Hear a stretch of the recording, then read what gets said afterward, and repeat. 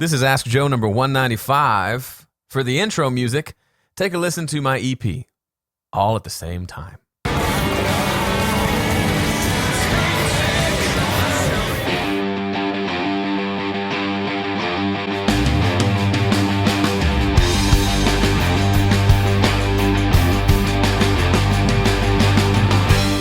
Hello, dear. I'm back.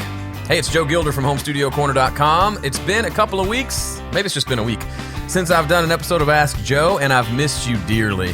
What's been going on with me since that time? Well, a lot. February was a ridiculously busy month, but I did manage to finish my latest EP, which is 4 songs. I recorded it and mixed it and released it all in the month of February. Came down to, all-nighter. The very last day, February 28th, I was up till 3:30 finishing it. So not a good time manager yet, but I got it done, so that's good too. So if you haven't checked it out, that really literally was all 4 songs played at the same time in the intro. That's not terribly helpful, but I would love for you to listen to it. You can hear it over at joegildermusic.com. You can buy it there. You can find it on Spotify, iTunes, Apple Music, Amazon Music, and other places.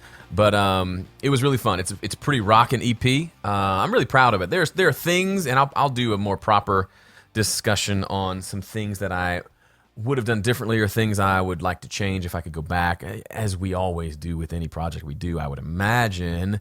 Can I get an amen out of somebody here? James, do you have some regrets every project you do? I would think that's somewhat true.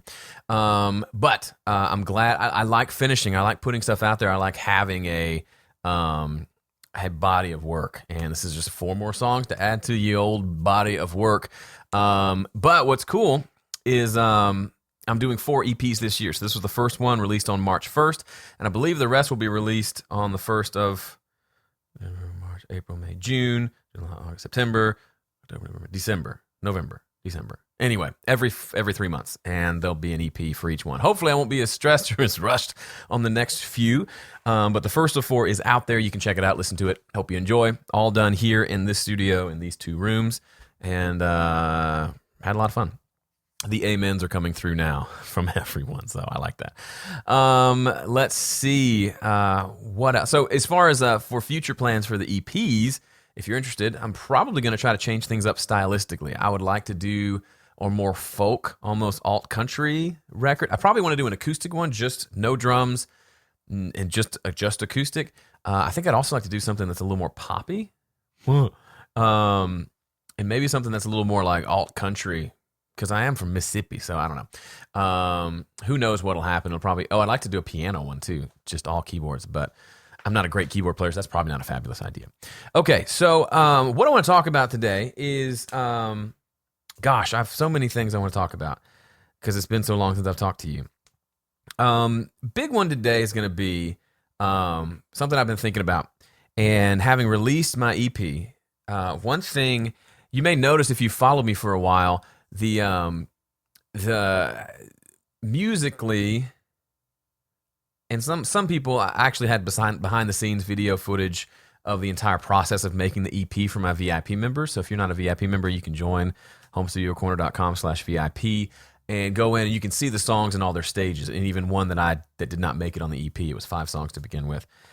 And you can hear each phase right after we recorded drums and bass, after I laid down a bunch of guitars, and then kind of moving on to the final version. So really cool to kind of see the songs evolve over time. And a few of my VIP members did their own EP challenges, so kudos to you guys for doing it as well. It's much more fun if we're all doing it together than if you're just watching me do mine.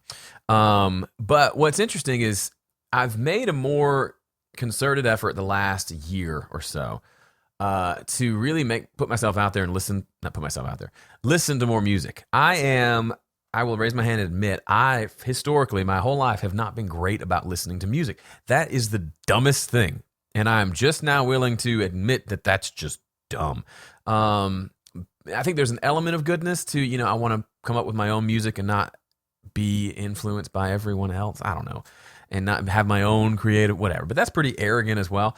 So I've been listening to more music and trying to listen to not just old stuff, not go back and listen to like an old, Glenn Chambers record, which that's great, but also like newer stuff, modern stuff, like stuff that was just released. And I'm finding that, and this may be completely old news to you, but if for the one person who's maybe like me and doesn't listen to a lot of music, I personally have found there's some pretty cool inspiration in that. Ideas for production especially. I had lots of ideas that have come from things I've listened to over the last year. And that's, I know there's probably like James Waddell is here, or he was here earlier on the chat. Grammy winner, been doing this thing in Nashville for 20 plus years or something. He's probably shaking his head saying, this kid's an idiot. Right, I am.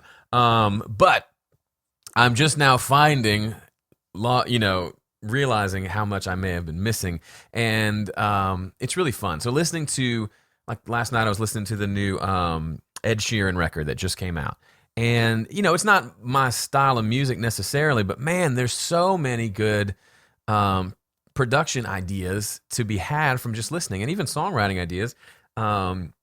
And just a lot of things, to be honest. I listen to it and you have that moment of, oh, mine doesn't sound this good. Or James says he's still here and I'm not an idiot. So yay, James says I'm not an idiot.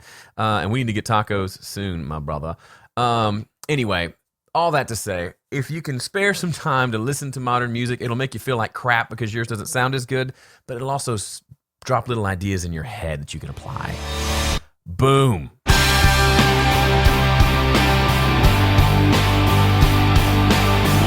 I am not on my game, folks.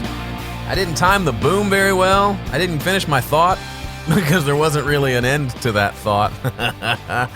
The fact that any of you are here, still here, is amazing. Thank you. Thanks for being here. Thanks for listening, especially those of you who make the time to come here live. This is a whole lot of fun.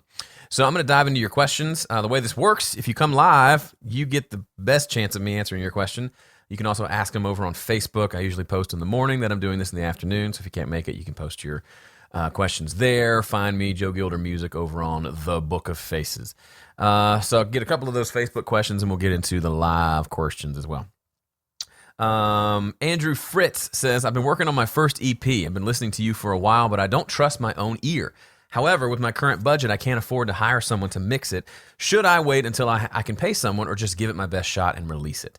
I have kind of a hybrid answer. A few people were in the chat, in the comments, were saying, go for it, do it yourself, because that's the best way to learn. And I agree with that. I agree with that. And I also have something else to add.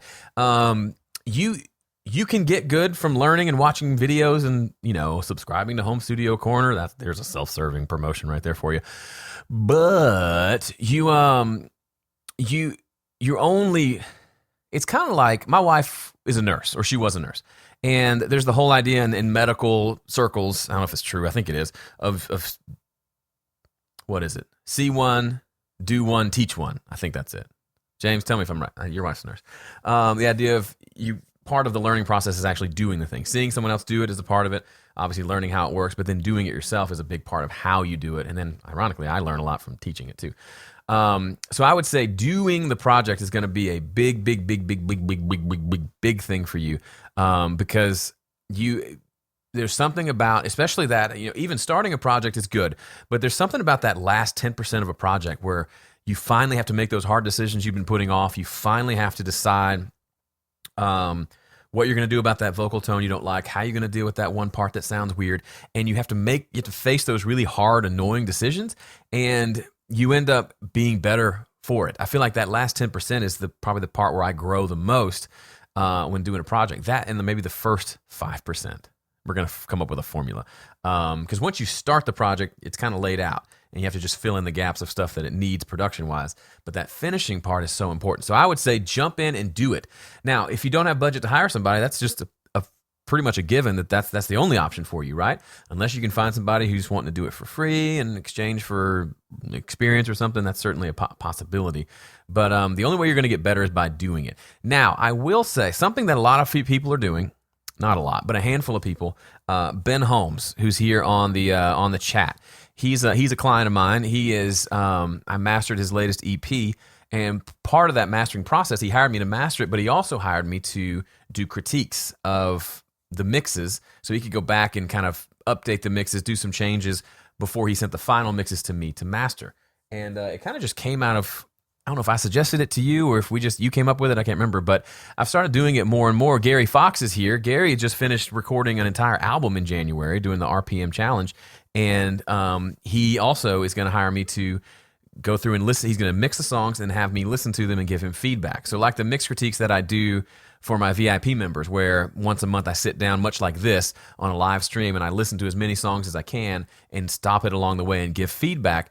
I do that as well if you want to hire me to do it. So contact me. It's cheap. It's way cheaper than hiring me to mix it. And at best, you get a second set of ears, or at least you get a second set of ears on your project, and I'll hear things that maybe you don't hear or can't yet hear and give you some practical suggestions for what to go back and do yourself. So, am I shooting myself in the foot by not getting clients that way? I don't know, maybe. But you just said you don't have budget to hire somebody, so you may have the budget to hire me to critique something. So email me, joe@homestudiocorner.com. Let's get together. It's not get together, it's stay together. But I mean, you've got to get together before you can stay together, guys. Come on. Ben Holmes has a question. I just mentioned Ben. How nice is that? He's on the chat and he's asked it over on Facebook. He says, do you ever send mixes to anyone else to critique? If so, what are the kinds of things you are still learning by the process? I do occasionally. I'm one of those arrogant guys who I feel like I kind of know what it sounds like and I know what I need to do, so I don't usually send it off as much. But if it's one of my own projects, my own music, where I'm so involved in it, I can't hear obvious things anymore because I've just been so ingrained in the music. I will do it sometimes. And usually it's just, like, for example, Graham Cochran sent me his latest EP. He was finishing up mixes. He sent me a couple mixes and said, hey, can you just give a quick listen? Just how does this land on you? Is there anything obvious I'm missing out? And I listened and said, yeah, the drums are too loud or something. Something basic like that. Nothing, not like a 10-page response. Just, yeah, I think drums are too loud. Otherwise, I think it sounds great.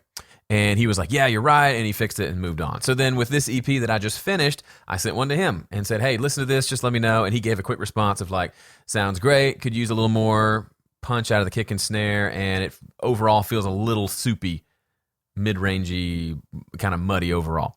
And I got that back, and it was just a quick response, which is kind of what I wanted. Said, great, thanks, awesome. I also sent it to a few other friends.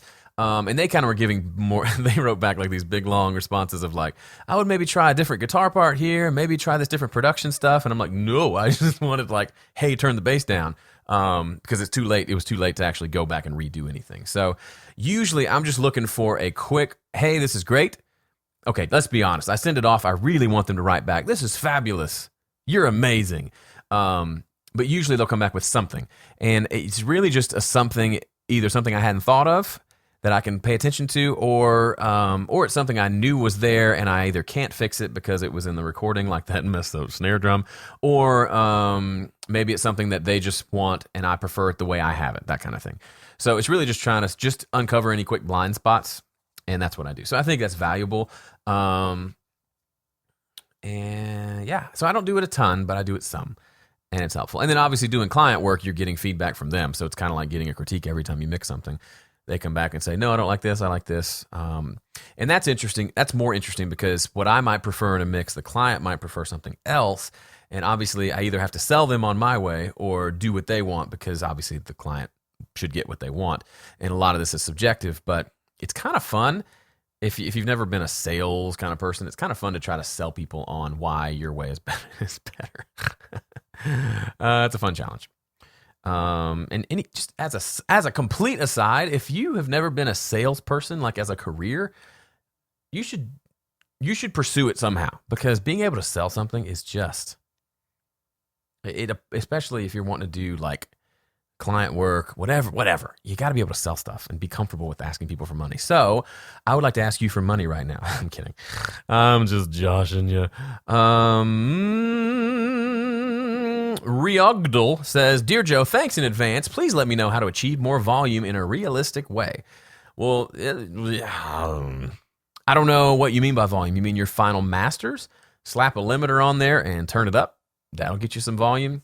As far as recording level, I would say it doesn't really matter. I record at really conservative levels because you can always turn it up, but you can't always get rid of it if it clips. If you clip the converter going in, that section of the audio is done for. So I like to just record at a nice conservative level.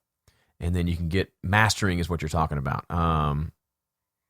You say you tried limiters, compressors, and seen all the tutorials about it, then you're good. It could be the style of music. There are, if you follow Ian Shepherd, he'll talk a lot about the loudness wars and how a lot of mastered finished music is ridiculously loud. I don't know. He's saying he's must be something else. He's light years away from a decent volume.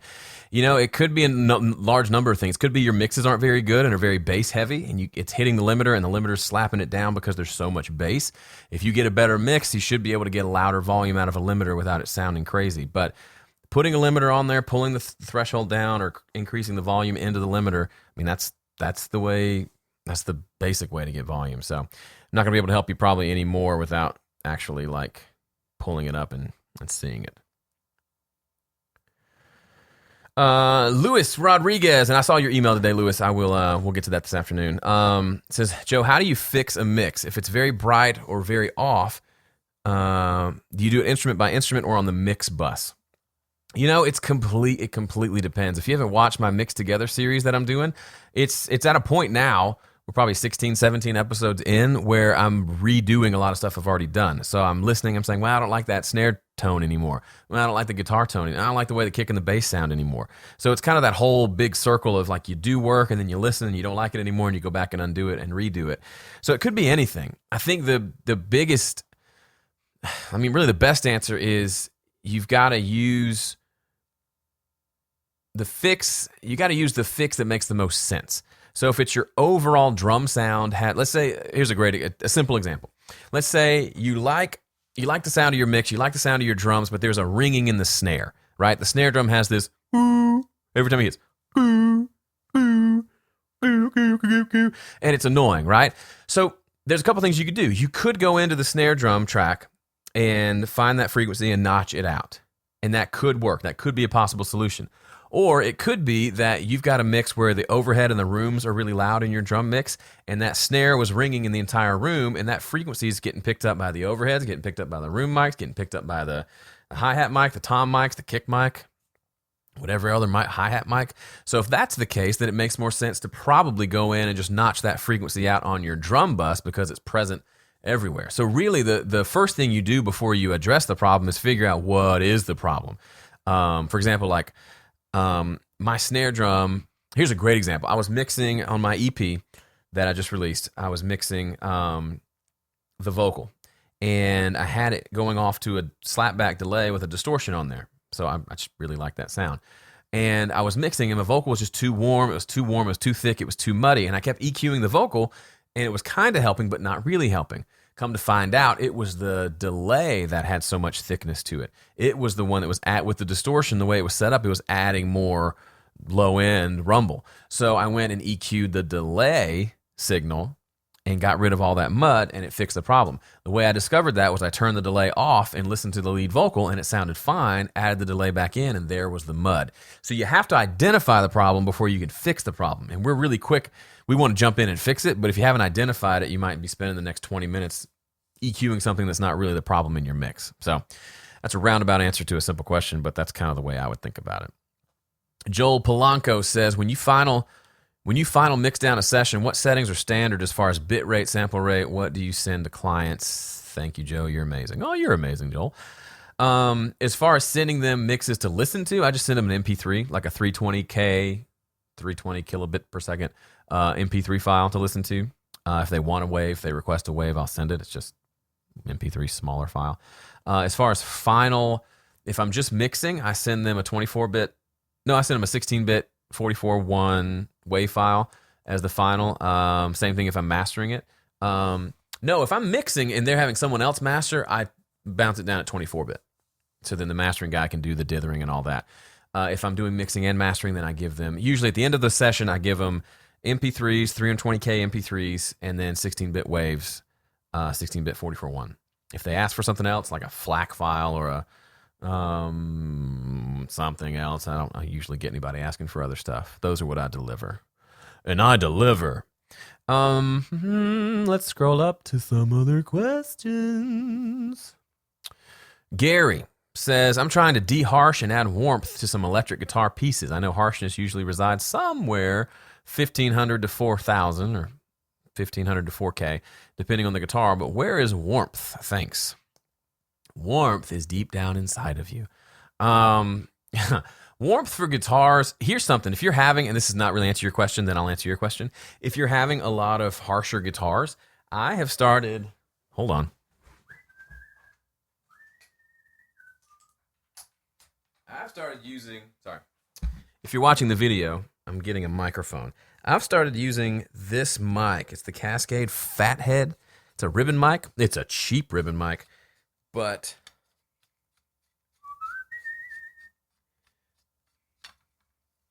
hold on.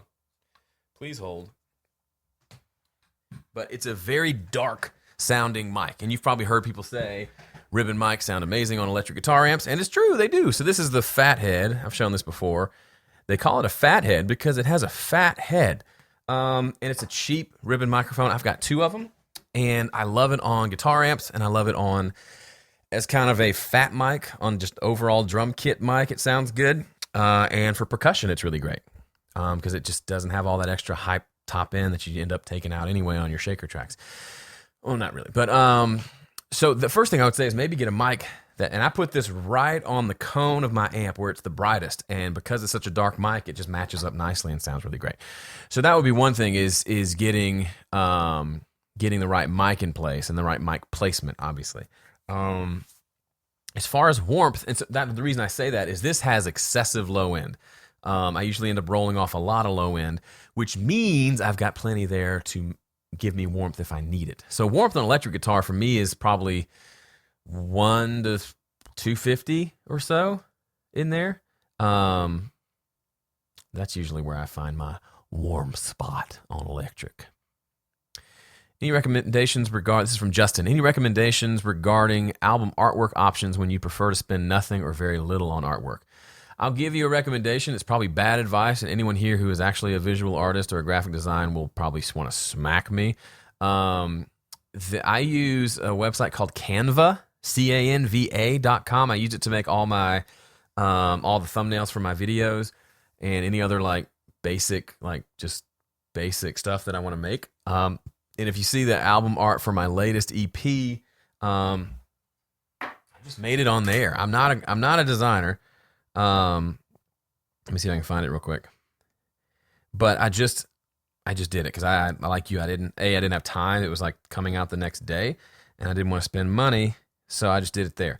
So probably the right way to answer that is you probably shouldn't do it yourself. But here's I don't know if you can see that. Here's my album art. So it's a record with a wooden background, words around the corners, and then I have a little blue in the top right corner because I'm doing 4 EPs this year, so it's a 4th. And so the next one will be that same artwork with the with that quarter rotated down a quarter in a different color and a different name. So that's what I'm doing. I mean, go to Fiverr. If you've got $20 to spend, go to Fiverr.com, Fiverr.com, and just submit. Hire 4 different people to make an artwork for you for $5. There's a good chance that one of them will have something that you like. So there you go.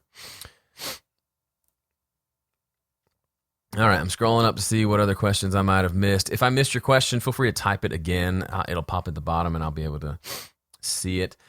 Johnny is asking about the snare drum on my EP. I mentioned, I'm about to sneeze. Hold on. I mentioned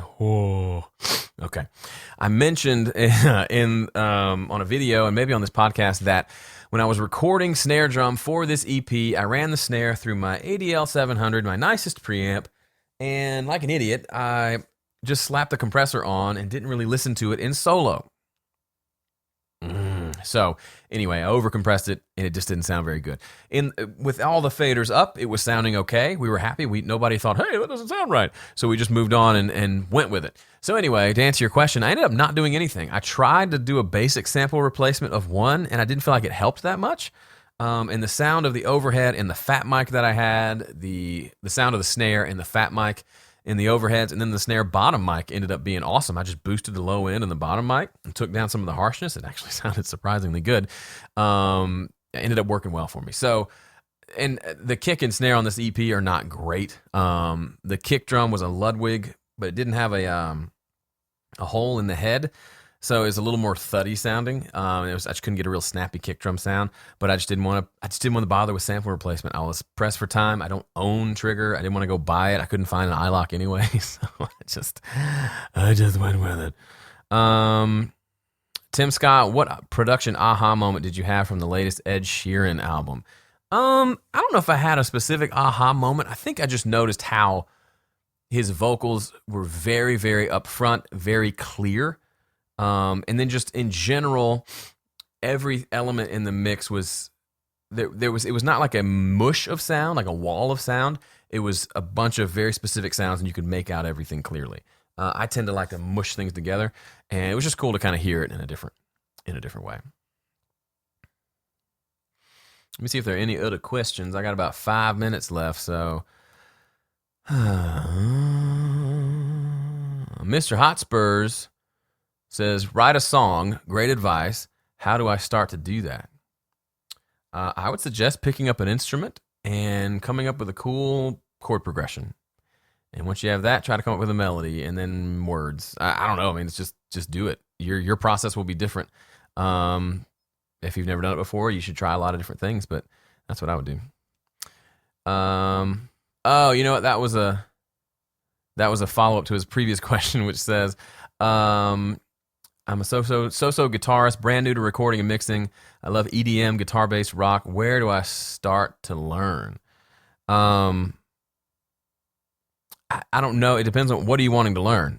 Are you wanting to learn to record? Then I would say record. If you're wanting to learn to mix, then I'd say mix.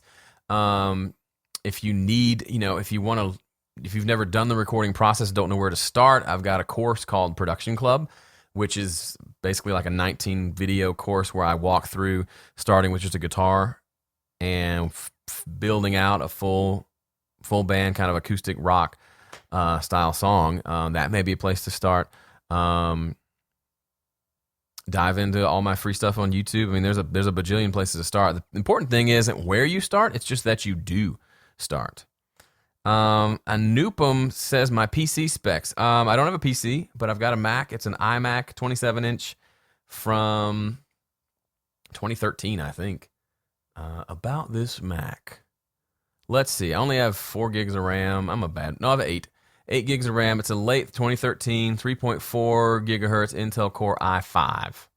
8 gigs of RAM, and I've got a bunch of external hard drives. Nothing fancy.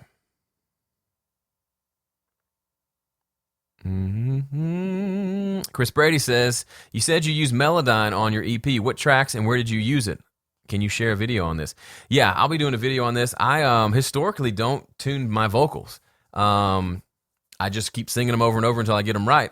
And on this EP, because I was pressed for time and I had just been interacting with other people who tune vocals, it's just a normal, Nashville, it's a very normal thing. On these big major label releases, just a part of the process. And so I've been doing it on some other projects because they've requested it. And lo and behold, that turned out I'm starting to change my tune on it because yes, you can correct pitch, but you can't create good tone with Melodyne, right? You can't become a good singer. I can't bring you in if you have no tone and have you sing into a mic and I'll make you sound amazing. It doesn't happen, right? But what I can do is take a performance that was great and had a lot of energy, but a few notes were pitchy, and I'll go in and fix those. So the vocals, the lead vocals, most of the lead vocals I tuned. I think all of them I tuned. And then the background vocals I just tuned really aggressively, just especially like on the song Someone to Blame, on that bridge, there's a 4-part, there's 8 or 10 background vocals singing like 4-part harmony ending with a fully diminished 7 chord. That needs to be tight tuning-wise. And it sounded great, but when I tightened it up with tuning, it actually sounded better and tighter. Funny how that works. So that's what I did. Am I using any other DAW other than Studio One? No. Right now I just use Studio One here. If I go somewhere else, I'll use Pro Tools because that's probably what they have, but that's what I use here. Will my mix... Okay, I got just a second. Will my mix sound too clustered if all the guitars and vocals are recorded with the same condenser mic? It's possible. Changing up mics can change up tones, but the biggest thing that's going to change you is changing out what parts you're playing. If you play the same guitar part 10 times, then yes. But if you change out the voicings and all that, you'll be in good shape. I totally ruined the timing on this. I'm going to extend it out just a little bit because I'm just rusty. But what I will say is that, yes, if you are going to record, let's say you're recording 4 guitar parts. If you record 4 of the exact same thing, doesn't matter what mic you use, it's not going to sound great. But if you record 1, 2 of the same thing and then try a different voicing or a different guitar or a different tuning or put a capo on, those are the differences that are going to make it sound different. A different mic will make it sound a little different. Different part will sound way different. That's it from me. Thanks for listening. Thanks for being here live. I'll see y'all next week. Later.